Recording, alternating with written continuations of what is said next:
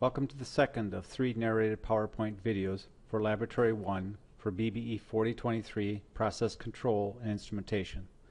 The topic of Lab 1 is spec sheets. The purpose of the 3 videos is to provide you with background information to prepare you for the lab activity you will complete in Lab 1 this week. The objectives of Lab 1 are to introduce you to spec sheets and what they are used for in the instrumentation world. Introduce you to the Personal Data Acquisition Model 55 from IO-Tech Incorporated. Third, have you estimate measured uncertainties using spec sheet data.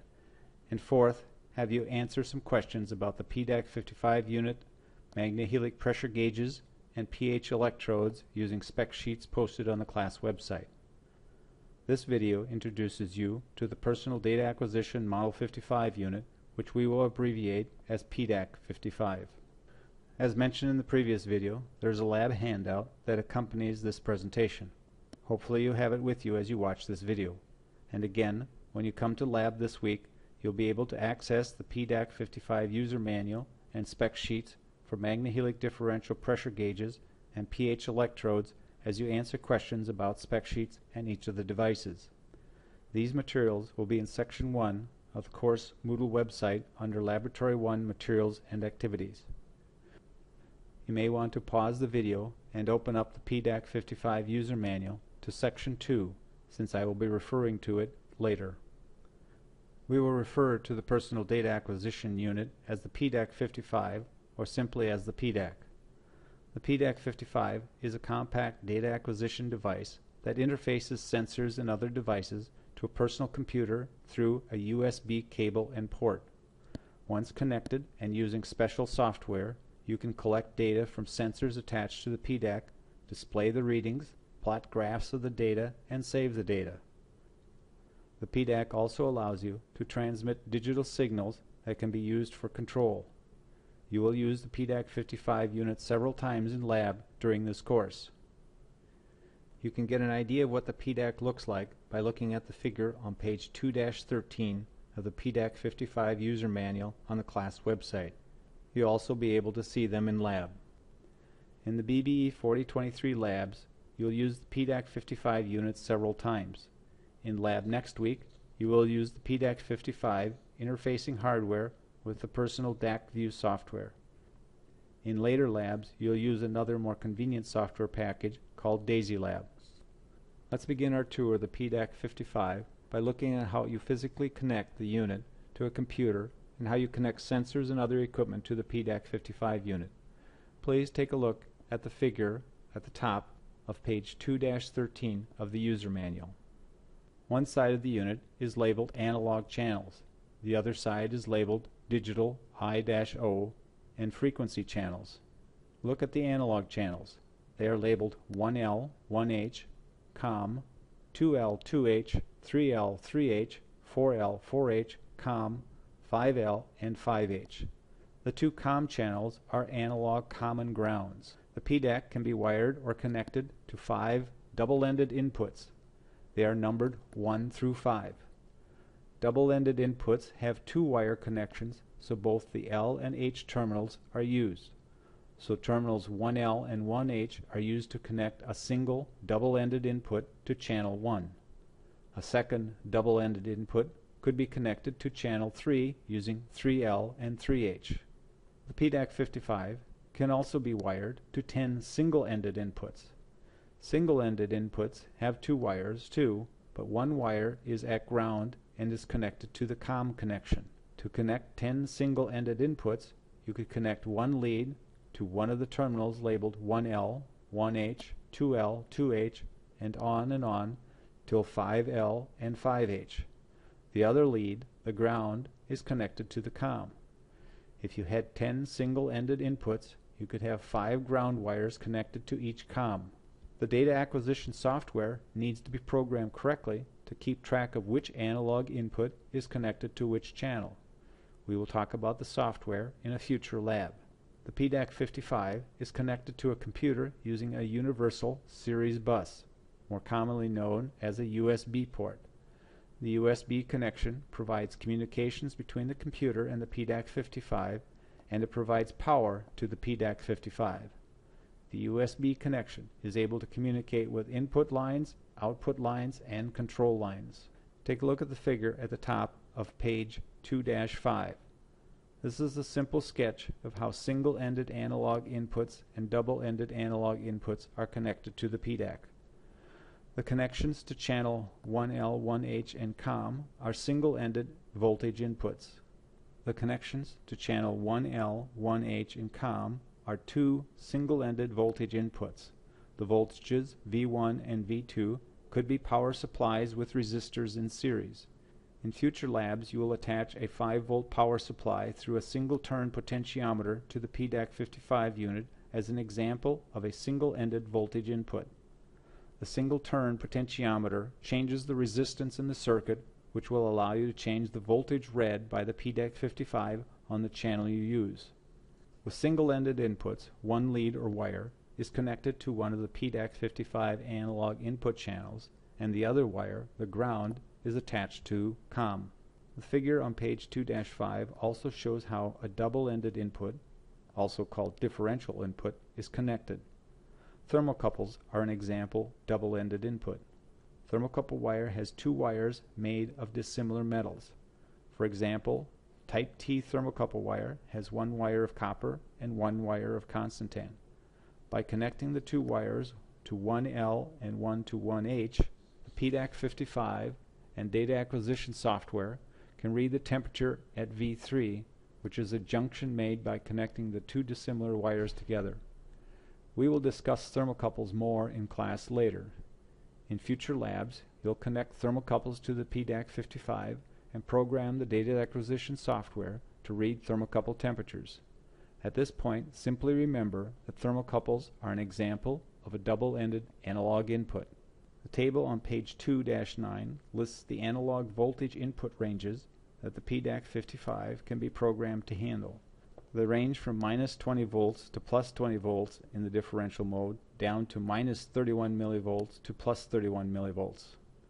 Hopefully it will become clear later why these different ranges are needed. On page 2-10 is a list of different types of thermocouples that the PDAC55 can be programmed to handle. Thermocouple wire is specified by letters J, K, T, E, R, S, B, and N. We will typically use Type T thermocouple wire. Again, it will be important when setting up the software that you specify which type of thermocouple wire is being used so that the software can work correctly. Please return to the figure on the top of page 2-13. This figure shows the PDAC55 channel connection layouts. Now let's look at the 8 digital input-output channels and the 2 frequency or pulse input channels. The frequency input channels are labeled F1 and F2. Frequency inputs are always double-ended inputs using the LO connection. So to connect a data line that has a varying frequency that you want to measure, you would connect one lead to F1 and the other lead to low on the digital input-output and frequency channel side of the PDAC55 unit. You will have an opportunity to do that in a later lab. Frequency signals have a maximum voltage range from minus 15 to plus 15 volts DC. Finally, the PDAC55 unit has 8 digital lines. All 8 can be programmed individually to be either a digital input or a digital output. The voltage range is 0 to plus 15 volts. Digital inputs are interpreted or read as digital 0 if the voltage on the digital input is less than 1.3 volts. A line will be read as digital 1 if the voltage is greater than 3.8 volts. It is uncertain what happens between 1.3 and 3.8 volts. The RTN channel is used as a ground if needed for digital circuits. You might ask, why are the digital threshold voltages 1.3 and 3.8 volts so low when the maximum is plus 15 volts for the digital input and output? It is because computers are typically run at 5 volts DC, and internally the voltage on a line set at digital value 0 will have a voltage less than 1.3 volts, and a line with a digital 1 will have a voltage greater than 3.8 volts. Now please take a look at the personal DAC block diagram at the bottom of page 2-3. This is a schematic of the internal elements of the PDAC55 unit. We will neglect the fact that this is the diagram of the PDAC Model 56 rather than Model 55, which we will use. I want to use this figure to point out some of the signal conditioning and amplification elements that are inside a PDAC 55 unit. Block diagrams like this may be confusing at first. There are lots of elements and lines connecting them. I want to use this diagram to point out some of the interfacing elements. To begin our tour, let's start at the lower left of the figure where it says 20 analog inputs. Remember that this is a sketch of a PDAC 56, which has 20 single-ended analog inputs. The PDAC 55 has only 10. The bar with the screws indicates where and how you connect the wires from instruments to the PDAC unit. You might notice that there are two screws that have lines that turn and go to the bottom, where it indicates they are connected to ground. You might remember that the PDAC 55 had two COM connections. These two lines are the COM connections going to ground. The other lines go to the parallelogram with the letters MUX in it. This gray parallelogram is the block diagram symbol for the multiplexer chip, which is commonly abbreviated as a MUX. MUXes are electronic switches that are controlled by the data acquisition software. The data acquisition program tells the MUX which analog input you want to read and connects it to the next signal conditioning element. The MUX will connect only one analog input at a time to the other elements. The next small box is labeled SE/DE. This adjusts the circuitry to handle either single-ended or double-ended inputs. The next two elements are triangles pointing to the right labeled PGIA and PGA. These are block diagram symbols for amplifiers. They are amplifying the analog input signal. The next square box labeled 22-bit A/D is the block diagram symbol for a digital to analog converter. The analog to digital converter converts the input analog signal into a digital value that the computer can handle. Remember that our common personal computers are digital devices. Many years ago there were devices called analog computers, very different from the ubiquitous digital computers we have today. From the A to D converter, the reading is in a digital form and sent to the computer. There's one more thing that I want to point out on this PDAC block diagram. It is the opto-isolators between the block labeled microprocessor and the block labeled control circuits. These opto-isolators and the isolation barrier above it in the block diagram illustrate an important safety element of interfacing equipment. The purpose of the opto-isolators and the isolation barrier is to prevent excessive voltages from getting into your computer. Remember that computers internally operated between 0 and 5 volts DC. PDAC 55 input voltages are supposed to be between -20 and +20 volts. In the field, sometimes equipment shorts out, or you can have a lightning strike during a thunderstorm, and you can get a much higher voltage on the input line. The opto-isolators and the isolation barrier are designed to protect the computer from these excessive voltages. Again, I could go on and talk about more of the specifications in the PDAC 55 user manual, but this video is long enough that it is important for you to be able to look up the information you need. For the Laboratory 1 specification sheet assignment that you will complete in Lab 1, you will be asked questions online and given copies of the spec sheets in which to find the answers. There will be questions about the PDAC 55, pressure gauges, and pH electrodes. You will answer the questions for Laboratory 1 assignment during your scheduled lab period. The answers will be due by the end of your assigned lab period. This is the end of the second video for Laboratory 1 for BBE 4023. The goal was to introduce you to the PDAC 55 and its user manual. You are encouraged to write down any questions you might have so that you can ask them during lab.